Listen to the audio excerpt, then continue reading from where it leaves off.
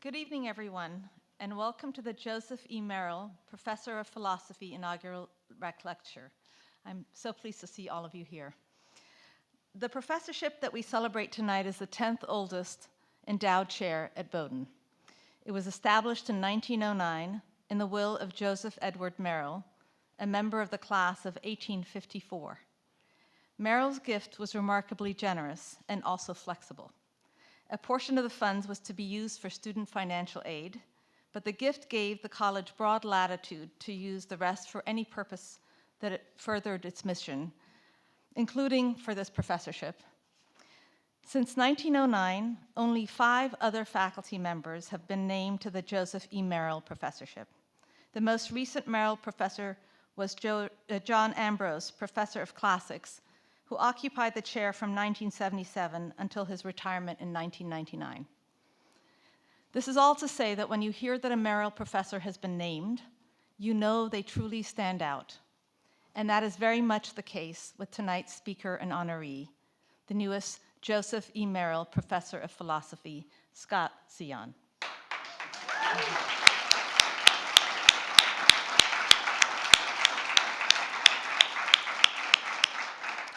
Professor Sehon arrived in Bowdoin in 1993, was promoted to associate professor in 1999, and to full professor in 2005. He holds a bachelor's degree from philosophy from Harvard University and a PhD from Princeton University, also in philosophy. A renowned scholar of philosophy of mind, Professor Sehon is particularly interested in the idea of free will, along with related concepts such as agency, action, causality, and teleology. His work on these concepts is often unorthodox. He is unafraid to challenge widely accepted assumptions and the common wisdom of his peers. For example, in his 2005 book, Teleological Realism, Mind, Agency, and Explanation, Professor Sehon disputed the commonly held theory of mind that our actions can be understood to have a purely causal relationship to our beliefs, needs, and desires. He took this argument a step further into his 2016 book, Free Will and Action Explanation, where, in his examination of the capacity for free will and moral responsibility, he argued that free will can exist even in a deterministic view of the world. If this all sounds esoteric, I can tell you that Scott's work is deeply relevant and important for many disciplines, including my own field of cognitive psychology. His scholarship not only helps us understand how we think and what could be more interesting from my perspective, but also has concrete real-world implications as a lens through which we examine current issues in politics, religion, law, science, and other areas. He has lectured on and published his work widely, weighing in on significant social issues such as medical reasoning and doctor-patient communication, the non-aggression principle, redistribution of wealth, communism, and socialism. Professor Sehon's most recent book, Socialism, A Logical Introduction, which was released earlier this year, uses a philosophical lens to examine what he calls the logical scaffolding of political arguments about the ethics and contemporary viability of socialism, arguing for a move in a strongly democratic socialist direction. He is currently at work on another project with his colleague, Christy Olson, employing an analytical approach to the abortion debate. Professor Sehon's inclination towards philosophy as a tool for understanding real-world issues is reflected in the classes that he teaches: philosophy of religion, philosophy of language, philosophy of science, philosophy of law, truth and morality, socialism, capitalism, and democracy, free will, moral psychology, and science and God, among others. Students love Scott's courses, and in a recent video of a Bowdoin interviewer walking through Smith Union, asking students about the classes they get most excited about, Professor Sehon's Philosophy of Science course got a shout out. A careful and devoted teacher, Scott is known for his early and continued adoption of clickers to foster inclusive learning, and for his ability to help students draw connections between philosophical concepts, their own lives, and the social and political environment. He has designed and taught, remarkably, 20 distinct courses at all levels and in many areas of the philosophy curriculum. Both Professor Sehon and his students relish their philosophical dialogues in his classes, and these dialogues frequently inspire students to embark on honors projects. These conversations also inform Scott's research, and he has credited his dialogue with students as an important source of ideas and arguments in his published works. Professor Sehon's connection with students does not end at the classroom door. When the Veritas Forum invited Bowden to host one of his discussions on campus for the first time ever, for instance, the students' hosts turned to Professor Sehon to participate, and he did so enthusiastically. Scott engaged in a spirited discussion on the topic, what does it mean to be good, with a fellow philosopher from Yale's Rivendell Institute. It was not only a popular event, but it was also an important one, as it honored both secular and religious points of view, making it broadly inclusive of Bowden's student body. Not surprisingly, Professor Sehon forges relationships with his students that last long beyond graduation. In April of last year, Scott invited his former student, trial lawyer Alexander Walsh of the class of 1995, back to campus to engage with his philosophy of law class and to deliver a lecture to the college community about the importance of juries in participatory democracy. Alex Walsh is just one of many formal philosophy majors with whom Scott stays connected.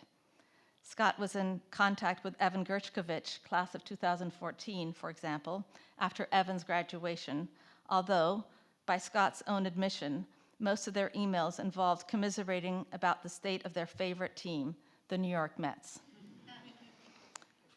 Professor Sehon is an insightful and consequential scholar and a dedicated and inspiring teacher who challenges his students and colleagues to examine volatile and critical issues and to interrogate their own assumptions with clear-eyed analysis.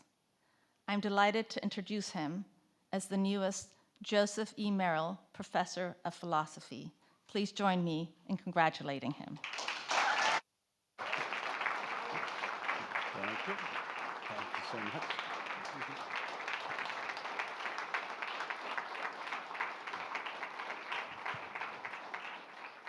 So is this working all right? Yeah, okay. Well, thank you, President Zaki, for that very kind introduction. I'm deeply honored to be here for this occasion, and I'm grateful to the college and to Dean Scanlon for naming me to this chair. Here at the outset, I wanted to mention one of my senior colleagues. I talked to Dennis a few weeks ago when he walked to the department. He walked everywhere, of course, and he stopped by my office to say that he was looking forward to coming to this talk. It was, I believe, later that same day that he suffered a massive stroke, and he died about 10 days after that. I'm grateful to Dennis for so many things over the years, not least his role in hiring me back in 1993, and he will be sorely missed. In addition to Dennis, I'm also grateful to the other fantastic colleagues I've had in the philosophy department over the years. And I'm grateful to family and friends for their support, and especially to Kristen, without whom I would have been far less happy and far less of a philosopher. And finally, I'm grateful to all of you for coming to a philosophy talk. I should add that I am grateful to the estate of Joseph E. Merrill that you heard some about. I sent Joseph Gordon, class of 26, to learn some more about Joseph Merrill.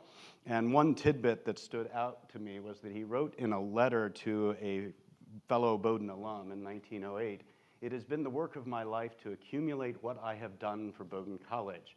Other things have been neglected, so this might be accomplished." So not only is my mother watching on live stream, but I'm supposed to be part of what Joseph Merrill thought of as his one purpose in life, but no pressure.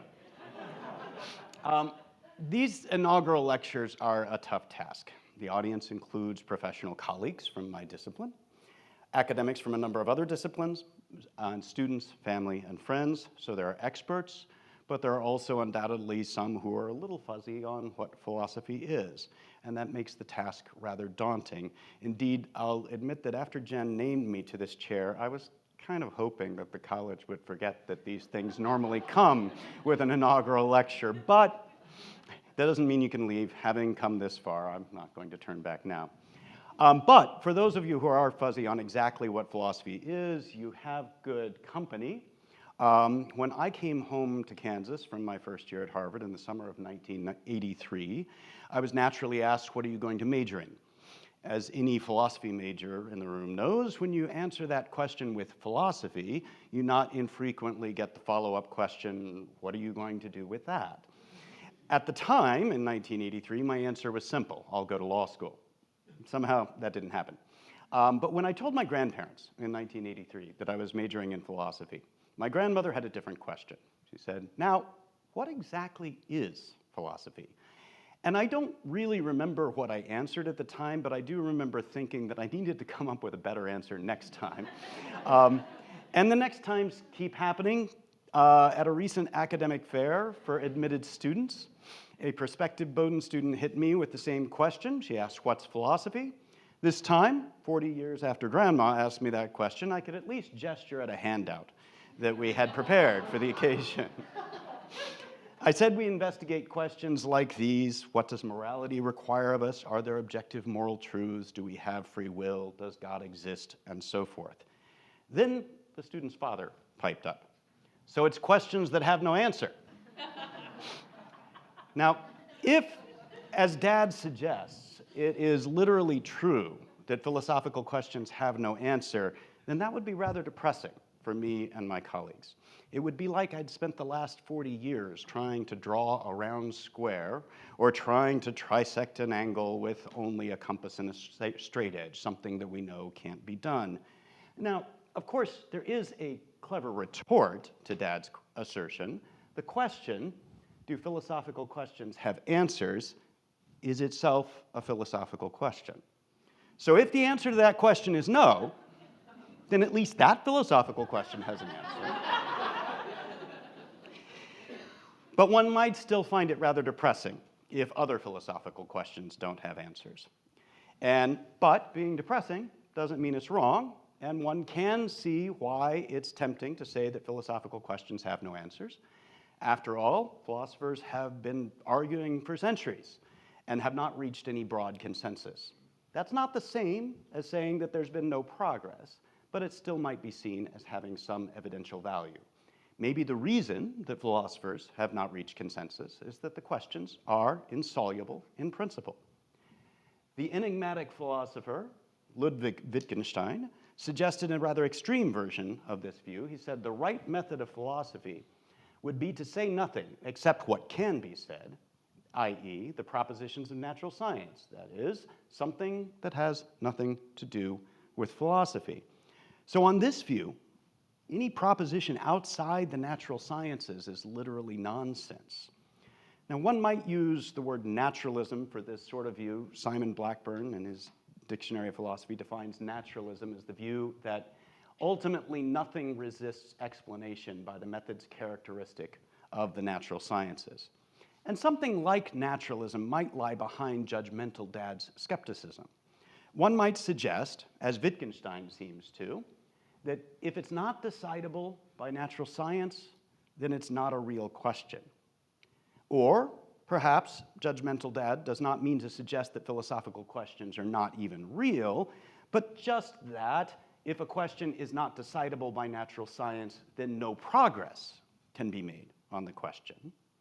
Or perhaps, rather than worrying specifically about whether philosophical questions are real or whether we can make progress on them, one might have the worry that any philosophical theory that goes beyond the realm of the natural sciences will be implausible because it will involve postulating things that seem mysterious and magical. And so philosophical theories, insofar as they go beyond natural science, postulate mysterious magic. My counterclaims that I will talk about today. First, there I am. Philosophical questions are not only real, but rationally unavoidable. Now, not all questions are unavoidable in the sense that I have in mind. Some questions, no matter how interesting or important, can be safely ignored by most of us. For example, my physicist colleagues work on deep puzzles having to do with dark matter, dark energy, and finding ways of reconciling quantum mechanics and general relativity. These questions are fascinating. I wish them well in their efforts. Please keep me posted on your progress. But it's not my job to think about these things, and nothing I do in ordinary life depends on knowing the answers. With philosophical questions like these, I claim it's different. That for each of us, in the ways we think of ourselves, and the ways we interact with each other, and in the ways we approach academic work, even in disciplines outside philosophy, we assume answers to philosophical questions. Now, my second counterclaim will be that progress is possible on philosophical questions. We'll talk about that as we go along. And in response to 3, I will say, yes, such philosophical theories postulate mysterious magic. But the alternative is a form of nihilism that is even worse. Now, these claims and counterclaims are too big and controversial to be adequately defended in one talk, but I will try to gesture at my reasons. To begin this, I'll take a trip back through some of the questions my work has attempted to address.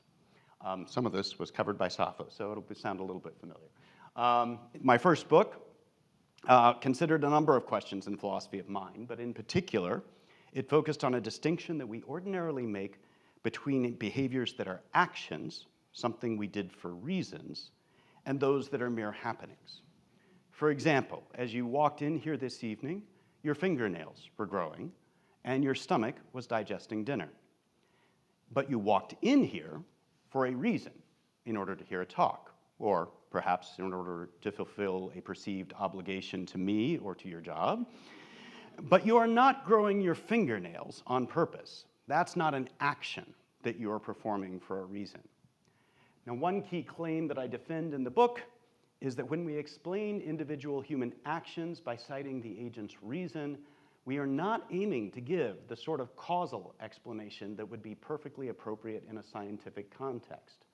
We are, I claim, asking a different sort of question about the behavior, and we are giving a teleological explanation of the behavior, an explanation with this form, A did B in order to C.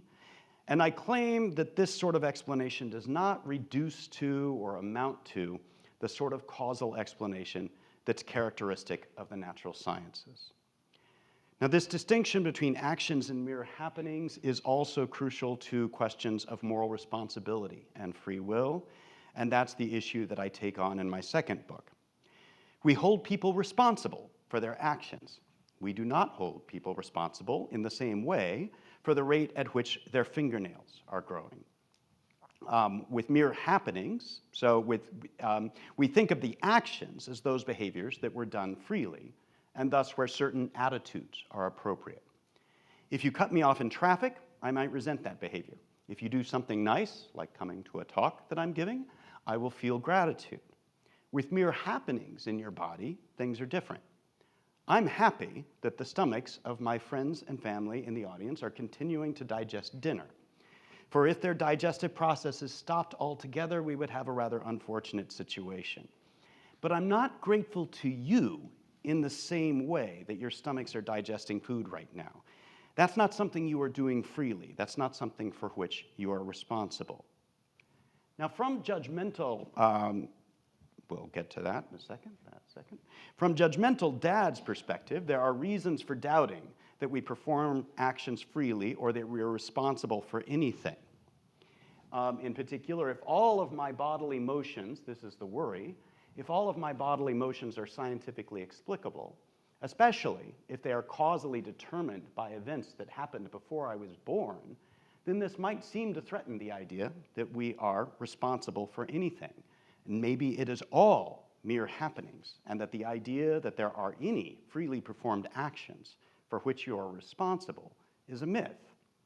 Now, one of my main claims in the book is that my teleological, non-causal account of action explanation helps to diffuse such worries. I defend the claim that the worries are wrong and that we do have free will and moral responsibility. And I think that the work makes progress, at least insofar as it shows that there is this connection between the nature of action explanation and the question of free will. Now, whether or not I'm right about that claim, we should at least note this. The question is unavoidable.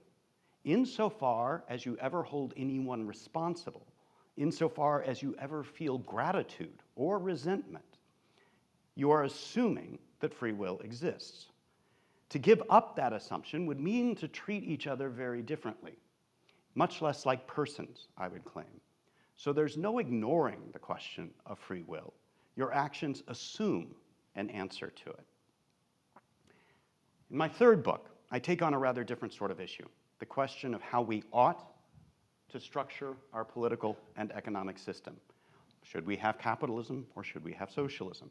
Of course, the first task in answering any such question is to make sure that we are being as clear as we can about the meanings of these contested terms, and I try to do that. While the book is meant to be a user-friendly introduction to the arguments concerning socialism versus capitalism, I do take a stand. I conclude that the moral arguments, along with empirical data, indicate that we should move strongly in a more socialist direction. And I'll give you a taste of how that book works. After some background material, I present what I call the master argument for socialism. Step 1, socialism better promotes human well-being than capitalism. And the P means that that's, for the sake of this argument, a premise. Premise 2, socialism does not violate moral rights of individuals. And then a general moral premise, 3, given two styles of governance, if the first better promotes human well-being than the second and does not violate moral rights of individuals, then it should be chosen over the second. And then in 4, I conclude from 1, 2, and 3 that socialism should be chosen over capitalism.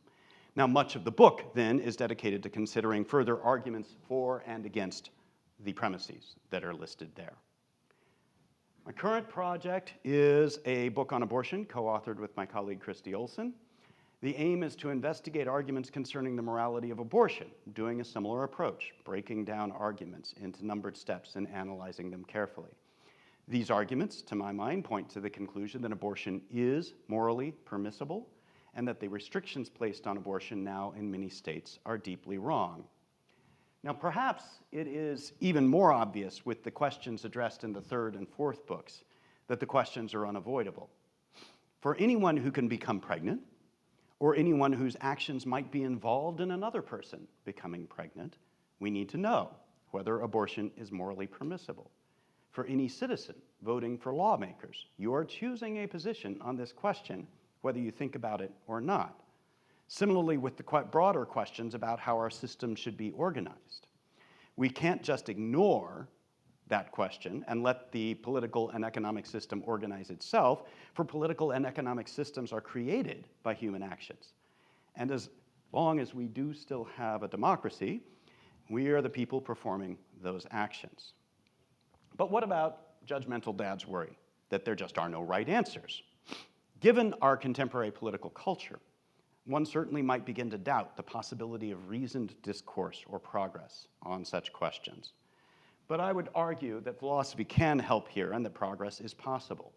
It takes patience and work, but the method of clearly and carefully analyzing arguments, identifying premises, seeing what follows logically, this method, even if it does not reach immediately any grand consensus, can clarify issues and bring us closer. I was, for example, happy to see this review of my socialism book from philosopher Susan Neiman, who gave the Spendell Lecture in this room in 2023. If you haven't been convinced after reading this book, you'd better have some very good reasons why. Of course, Neiman knows that not everyone who reads my book will be immediately convinced, but she claims they will at least need to sharpen and understand better their own position to know exactly where it's plausible to disagree. Another review came from a libertarian philosopher who definitely was not convinced, but he said, this book will serve as a valuable means of allowing good faith people of all sides to talk to each other rather than past each other. So if philosophical progress is possible and is possible in this sense, why can't we write one book and simply convince everyone? Perhaps because the issues are simply hard. People can also be blinded by self-interest. Perhaps, equally bad, in our polarized political culture, I think there's a tendency simply to parrot back the views of those that you think people in your camp hold. It is, in fact, a lot to ask for people to honestly and rigorously examine arguments and presuppositions. But I will just say that if there is to be any chance for our democracy to survive, we had better hope that they learn and practice these skills. But now I want to go back to the final claim by Judgmental Dad, that philosophical theories that go beyond natural science postulate mysterious magic. Dad might say that my work appears to do just that. I claim in my first two books that explanation of individual actions in terms of reasons is teleological and not reducible to causal explanation, and that we are morally responsible for those behaviors that are teleologically explicable. That means that I place free will and agency essentially outside the realm of the natural sciences. Decades ago, when I was still working on my dissertation on some issues that ultimately became the first book, another philosopher told me that he thought my view was terrible, precisely because it would require some sort of grand, magical, pre-existing coincidence of sorts, that we can predict and explain the behavior of people using the teleological principles that I set up on the one hand, but that we can also, presumably, predict and explain bodily motions using the principles of natural science. If teleological explanations do not reduce to the scientific ones, then it seems inexplicable that both can hold. Now, at the time, I tried to brush the objection away, claiming that we were simply asking different sorts of questions about the behavior. But the objection continued to haunt me, and I'll get back to that. With the socialism and abortion books, there is likewise something that seems fundamentally non-naturalistic. The questions in both of these books are moral questions about how we ought to do things, including questions about what sorts of actions are morally permissible, what sorts of actions are morally required, whether we have moral rights that a government or an individual would be wrong to transgress. Once we even pose such questions, another meta-question pops up. Are there genuine moral rights and wrongs? Are there moral facts? Or, for example, does this all come down to subjective preferences or culturally instilled habits and customs, but nothing more? Of course, we often talk as if there are moral facts. We say things like, you shouldn't have done that, or I ought to do such and such, or it's morally outrageous that some states completely prohibit abortion. Bowdoin has immortalized the words of its first president, Joseph McKean. It ought always to be remembered that literary institutions are founded and endowed for the common good and not for the private advantage of those who resort to them for education. So he says we ought to remember that our purpose is to serve the common good. He didn't add that, and of course it's all subjective and there aren't really any oughts and no facts about what is good. So within both the socialism book and the book on abortion, as well as the free will book, I simply assume the view we can call moral realism, that there are moral facts about how we ought to act, and that morality does not, for example, simply come down to individual feelings or culturally shared preferences. However, there are various considerations that can push one to claim that there are no real rights and wrongs, that moral claims are ultimately just subjective in one way or another. When I say, for example, that German Pilsners taste better than British ales, and that Radler is horrible, then even if you disagree, we don't really think that one of us is right or wrong, at least not in the sense that one of us is mistaken or criticizable for having a false belief about how things taste. If you like Radler, that's just like shandy, beer mixed with lemonade. I like lemonade, I like beer. No, don't mix them. But if you do, if you like it, okay, our tastes are just different.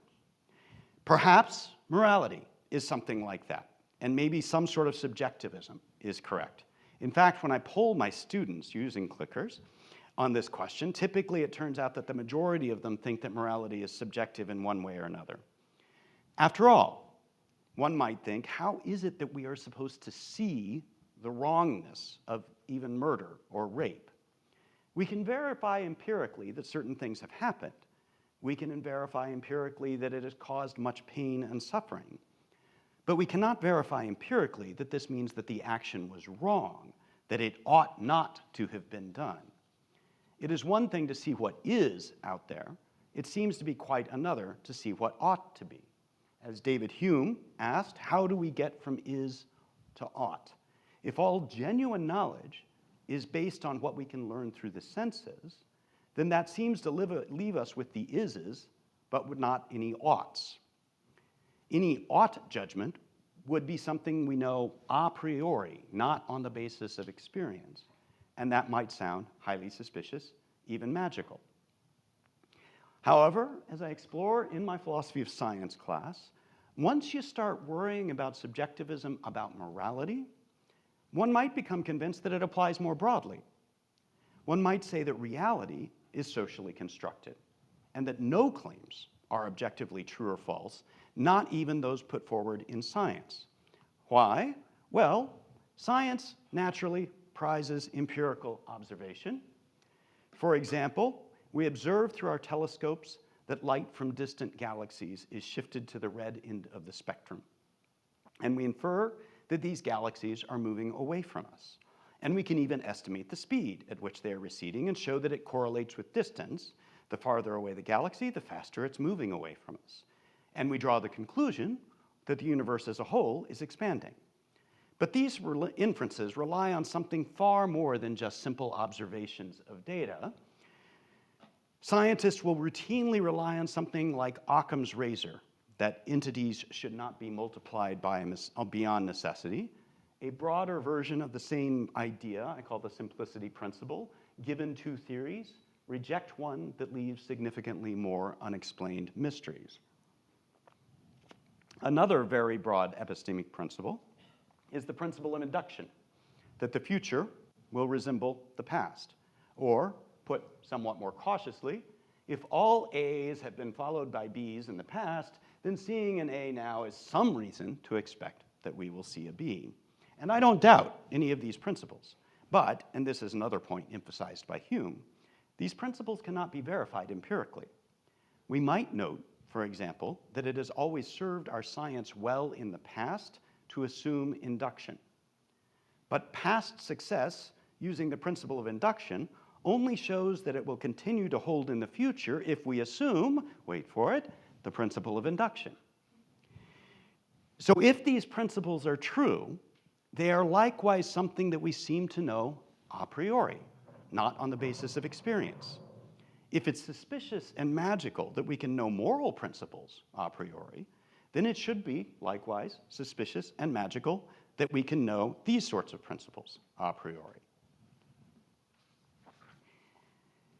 Now, with all of this seeming magic, one might ask whether this points in the direction of believing in God.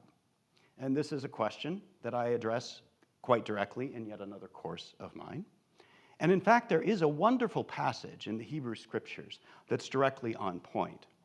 God had told Adam and Eve that they are not to eat of the tree of knowledge lest they die.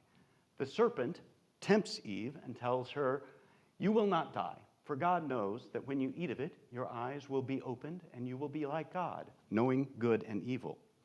She decides to eat the fruit of the tree, and Adam does also. When he discovers the disobedience, God is not happy, and he issues various punishments. He says this to Adam, "In the sweat of your face you shall eat bread till you return to the ground, for out of it you were taken. You are dust, and to dust you shall return." However, a mere 3 verses later, we have, "Then the Lord God said, Behold, the man has become like one of us, knowing good and evil." It is, I think, an amazing juxtaposition. On the one hand, human beings are merely material objects. We are dust, which merely bounces around the vastness of space in accord with the laws of physics. On the other hand, we are agents, capable of acting and being responsible, capable of knowledge, capable of recognizing moral good and evil, capable of being godlike. Now, the myth of Genesis might be read as an attempt to give an explanation for the magic, an explanation for how some collections of dust particles came to have these godlike abilities. It was from eating from the fruit of the tree of knowledge that gave Adam and Eve this ability. On the other hand, as explanations go, this seems pretty poor. It basically claims that Adam and Eve gained magical powers because they ate a magic apple. One could add that God himself infused the apple with this magic, But even here, as an explanatory theory, I don't think this adds very much. It doesn't help to explain magic by postulating the existence of a cosmic magician who, inexplicably, has the ability to do magic. So one might encapsulate a lot of what I've been getting at here by saying that there are various phenomena in the world having to do with mind, meaning, and value, and that on the face of things, these seem rather removed from the world of scientific experiment or verifiability. It can seem mysterious that there would even be such facts, and perhaps even stranger that we can learn them. This is related to that objection that haunted me years ago, that my own view of action, explanation, and free will posits a form of magic. In my first two books, I attempted to diminish that appearance, but I came to decide that there was something to this objection. However, I noticed a couple of things. Other views of free will and agency, even those that seem somewhat more naturalistic, tended to do no better. They also leave unexplained mysteries. Indeed, within this debate and others, it seems to me that philosophers are seemingly in a game of whack-a-mole. We formulate a theory that knocks down one mystery, but then another one pops up somewhere else, or maybe one or two or three. This will be the only cat video that I show. But I also discovered that I thought that views that make a more serious effort to avoid magic and mystery tend to slide into a deep form of nihilism, of denying meaning and mind and value, but in a very powerful way. So we have this dynamic, got dust on one side, magic on the other, and a good deal of philosophical theorizing, whether done by philosophers or not, attempts to come up with an account whereby the phenomena of mind, meaning, and value look less mysterious, where we can find a middle ground between magic and nihilism. But the tendency is for these views to end up sliding from from the middle to one of the extremes. And I was rather proud of myself for figuring out how to get PowerPoint to do that. On some of the questions that I've mentioned, it might seem that it's not difficult to find a reasonable middle ground. Concerning moral truths, for example, one might say that while there are no absolute facts about what we ought to do, there can still be facts relative to some set of background assumptions or preferences. On this sort of relativistic view, for a person to say that abortion is morally permissible just is to say that it is acceptable relative to a framework of antecedently accepted moral beliefs or preferences. Within such a framework, there can be rights and wrongs, but across frameworks, there can be no intelligible question of what's right and wrong. Of course, such a view comes with unpleasant consequences. We might think that racism is wrong and that rape should not be tolerated. But on the relativist view, if there's a culture or a subculture of people who have a positive view of racism or rape, then they are not wrong. They just think differently than we do. It's all on this view, ultimately on the same level as having a preference for Radler over Pilsner. We might not like that conclusion. And we need to keep in mind that even purely scientific matters involve an intrinsic, normative, and thus magical element because we had principles like these that are not verified empirically. One might try something similarly relativist there. You could say that reality is socially constructed, that scientific claims make sense and are evaluated against a shared background or framework of assumptions, but that there's no right or wrong across frameworks.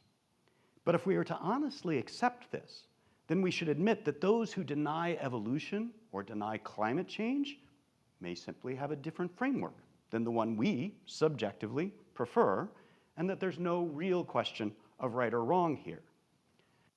However, I want to suggest that the problem with the middle ground approaches goes deeper than having consequences that we don't like very much and would rather avoid.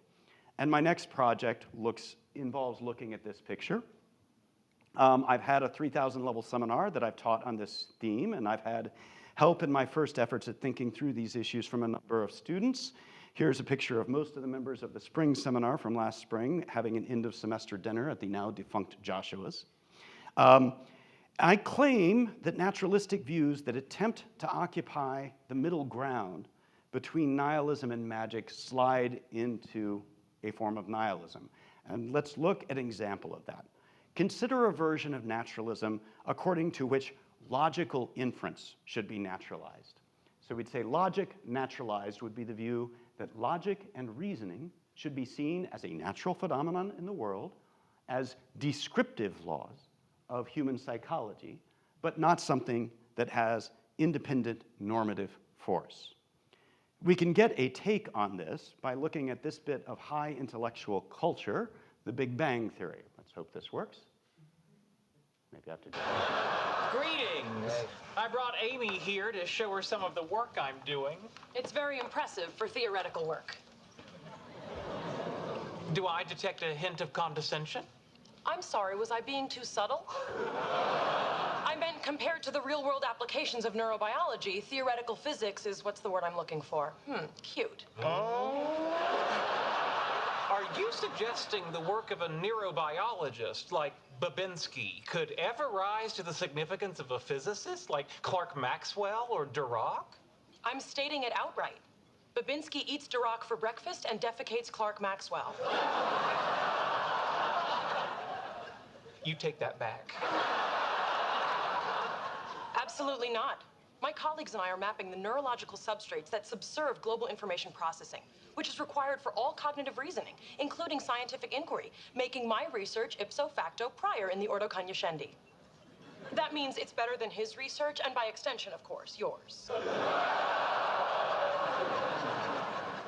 I'm sorry, I'm still trying to work on defecating Clark Maxwell.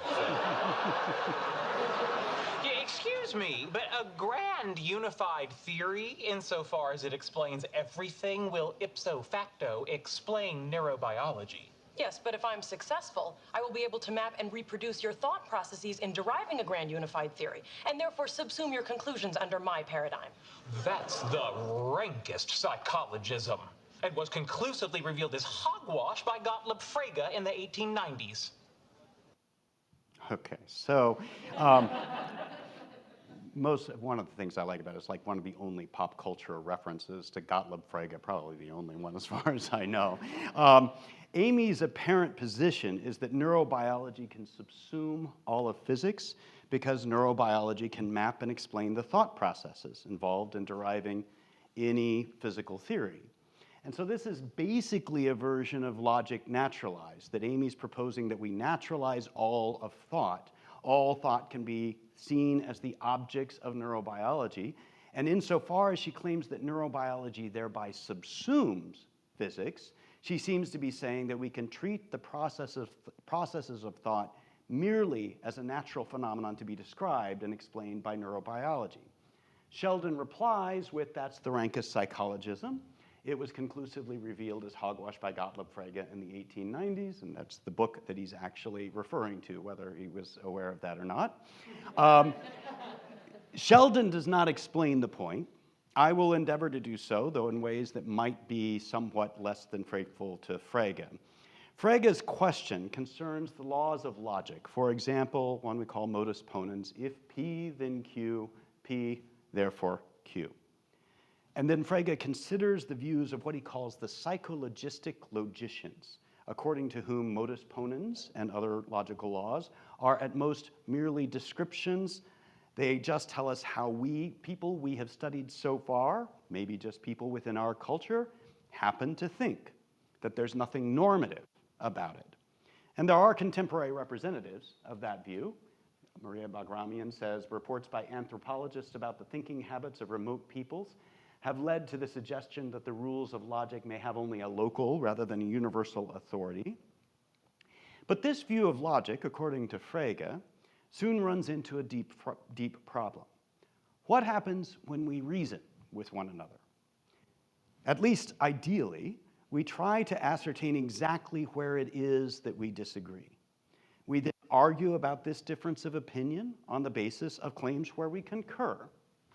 I draw consequences from the points where we agree and try to show that these points lead to my conclusion and not to yours. Or I try to show that your conclusion contradicts one of the points of shared agreement. However, any such method deeply involves the use of logic as a means of drawing consequences and testing conclusions. And that is to say, logic forms the backdrop against which it becomes even intelligible to say that you and I are disagreeing. If some people can operate according to radically different laws of logic, and if there's no question as to which system is right or wrong, then we've lost the backdrop against which we can even make sense of the claim that there is such a thing as disagreeing with one another. So the Frege-inspired reasoning goes like this. On the naturalized view of logic, logic consists merely of descriptive laws about how we, perhaps just in this culture and time, happen to think. But if the laws of logic are merely descriptive, then there are no objectively true laws of logic.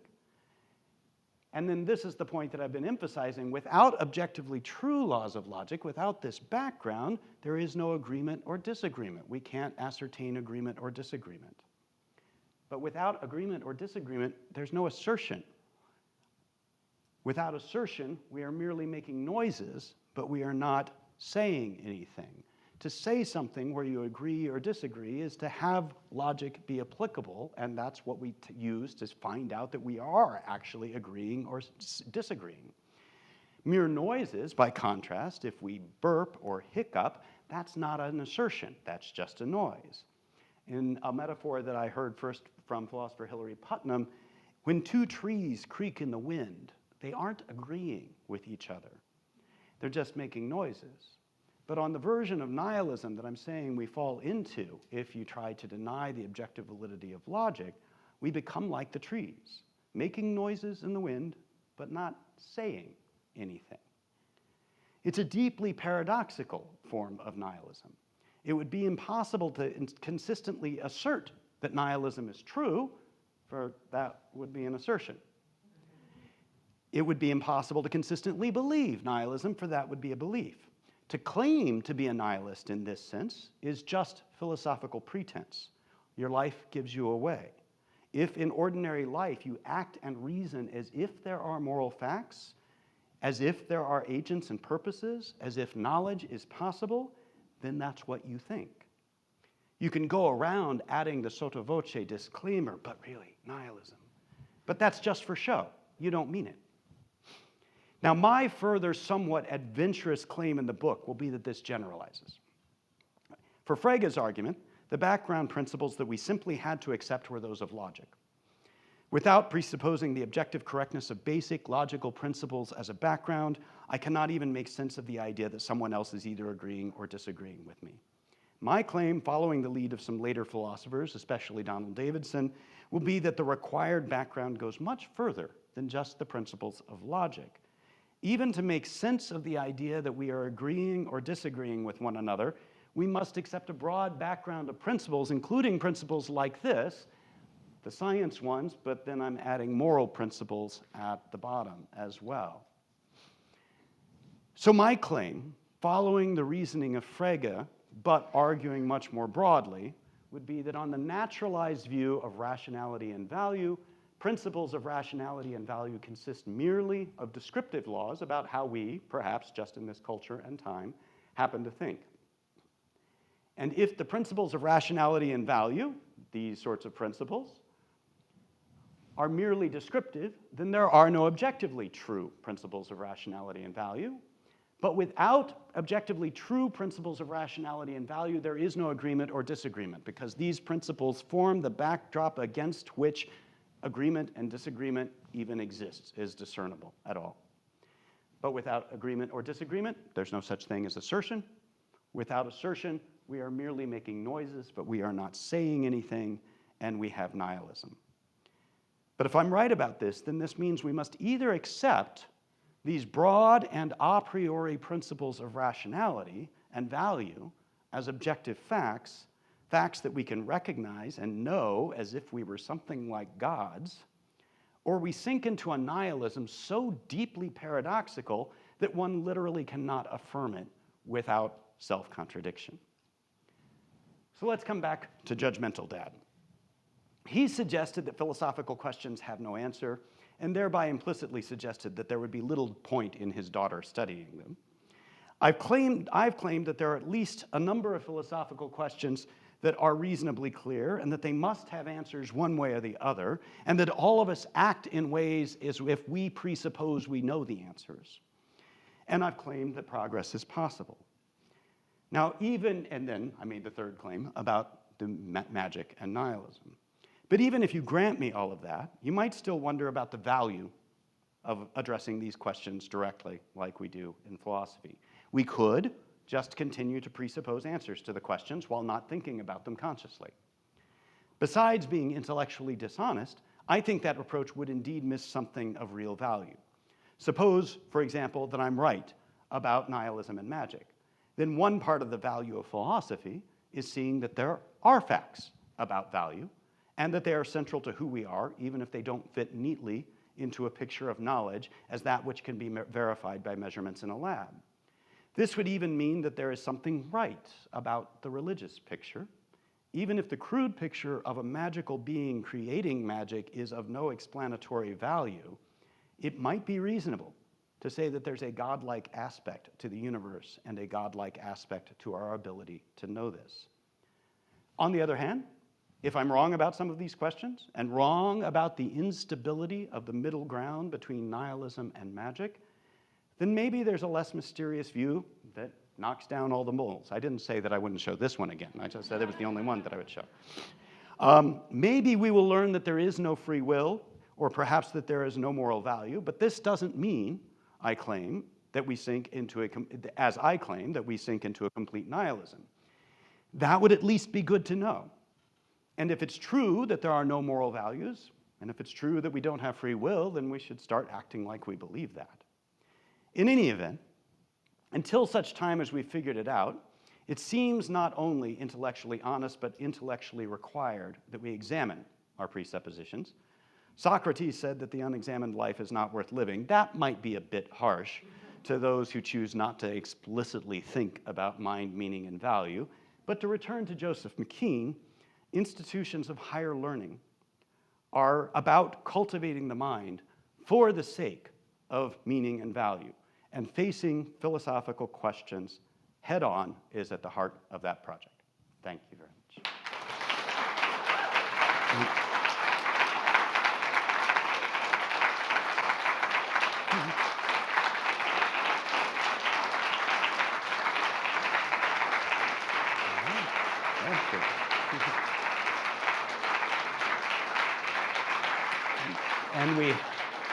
And we have plenty of time for questions. There are a couple of microphones. I'm told that you should come to the microphone since it's being recorded and there is a live stream. My mother needs to hear your questions. So, sure. Hello, Professor. Thanks so much for the talk. Very interesting. So I just want to, it's a kind of a two-part question. I think one of which, the first bit is, so am I right in understanding that you do believe in some sort of magic then? Yes. Okay. So how different are you from a religious person who maybe believes in more magic, would you say? I don't know. Yeah, what is the difference? It's a good question. It depends on the religious person, I suppose. Because the traditional religious picture, where you have a personal being who's completely good and all-powerful, and perhaps the rest of the magic in the world somehow flows from his actions, it's usually referred to with masculine pronouns. I don't find that satisfying at all. I don't think that does any explanatory work or helps us. So a lot of traditional religious pictures, that I don't think it helps. But the idea, if one way of putting it is if you think that there are capital M mysteries to the world, capital M magic, that one way of putting that, the traditional religious picture says, yes, and that's why we have God. He explains the capital M magic. I say, no, he doesn't. But recognizing that there are capital M mysteries or capital M magic might itself be seen as vaguely religious. If that counts as religious, then I'm religious. I don't know. Then it's a semantic issue as to what counts as religious. Got it. That's very interesting. So you're kind of, sorry, this is very quick. You're just choosing between, so you're choosing lesser evil kind of thing? Or are you choosing, or? Yeah. In a sense, yeah. Because I'm saying I recognize that believing what I'm calling mysterious magic is implausible in a certain respect. I do have a lot of respect for philosophers who attempt to avoid it. One of my very favorite philosophers is W.V. Quine, who really tries hard to avoid and put everything within the naturalistic scientific picture. But I fear, and the way I see things now is that, yeah, that collapses into an incoherent nihilistic abyss. And that, yeah, it's the lesser of the two evils to believe that there are mysterious bits of magic out there. Understood. Thanks so much. Thank Very you. interesting. Thank you. Uh-oh, now I'm in trouble. No.